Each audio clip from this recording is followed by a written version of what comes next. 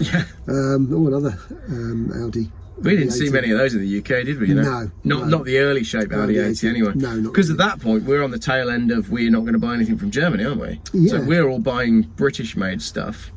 The German stuff is coming through, but it was a few years.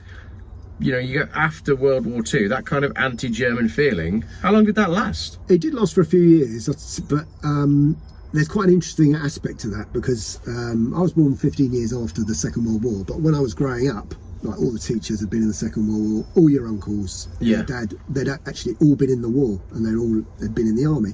And when you spoke to them, actually they didn't mind the Germans too much. They would, I mean, my dad eventually, after, you know, buying terrible British Leyland cars, he just went and bought a Golf. Because he asked me at the time as I was selling cars, he said, what should I buy? I said, well, get a Golf. I said, you won't. And that's all he bought after that. But they sort of respected the Germans. They did not respect the Japanese. The Japanese was a lot harder. So even though their cars were, you know, they would start first thing in the morning, which most cars in the 70s wouldn't. That was a much bigger thing, a much bigger hurdle to overcome to actually win people over, because they regarded the Japanese as quite a cruel race, as their behaviour in the war. Not that the Germans had particularly high behaviour in the war, but they had a bit more respect for them, whereas the Japanese, you know, they put you in camps and grim things happened. But I always found that quite interesting, that it was a much higher hill for the Japanese importers to climb compared to the Germans. Well, are you surprised at how quickly people have adopted Chinese import cars from unknown brands? Yeah. It is, because people don't think about that at all. No. Yeah, I mean, there are all sorts of things. I've written about this, and you've probably mentioned it before.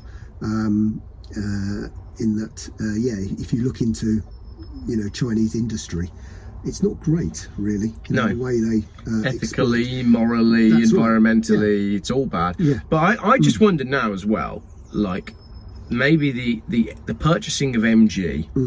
Was that Trojan horse that allowed them to slip in these Chinese electric cars. Because take any MG and remove the badge and call it a Ying Yong or whatever the name is of these companies, it wouldn't have launched, would it? No. And people wouldn't have bought them. That's right, yeah. So the fact that they were able to stick a British badge on it is what's allowed them to open up the market. And now I'm seeing now on Auto Trader these really expensive unknown brand. I saw one the other day. It was a Chinese electric SUV of some sort. It's £50,000 in the UK at a dealer. I'm thinking, what sort of person in their right mind is waking up in the morning and thinking, do you know what I need on my driveway? I need a very expensive car from a brand that nobody's heard of with no dealer support. How does it work? Who's buying that? Yeah. But it's on Auto Trader. You can. I don't get it. No, that's right. But you're right. The MG point is very, very good, because you look at the demographic of people driving those, and they would have been buying Rovers years ago, wouldn't they? Yeah, they would. So that's exactly what it is, and they don't make the connection at all. It's a bit like they don't realise Volvo is Chinese. They don't realise Polestar is Chinese. It doesn't. And also, it doesn't really bother them. It doesn't, you know, even if you said it to them, they go, well, yeah, it's a car. But and it's shocking. If you take Volvo, right? What are Volvo known for? Well, Volvo are known for making family wagons that are robust and long-lasting. And what are Volvo now? Well, they've announced that they're no longer doing diesel engines. They've announced that they're no longer doing estate cars, unless you buy through like the Forces division. You can get a Volvo police car, but you won't be able to buy one as a consumer.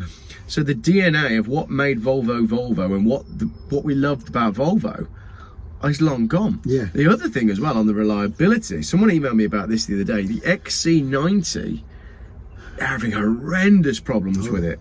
And there's some stuff that's come out of the USA, I think it was the 2-litre engine or maybe the 1.6 engine, is shocking, and Volvo are trying to avoid a recall. So we used to buy wagons because they were good for long distance and because they were reliable and because the brand had that status. All of that has been destroyed. There's nothing left of it. No. There's nothing more to add about that. It's just sad, isn't it? Really. It is. More sadness. Let's cheer ourselves up.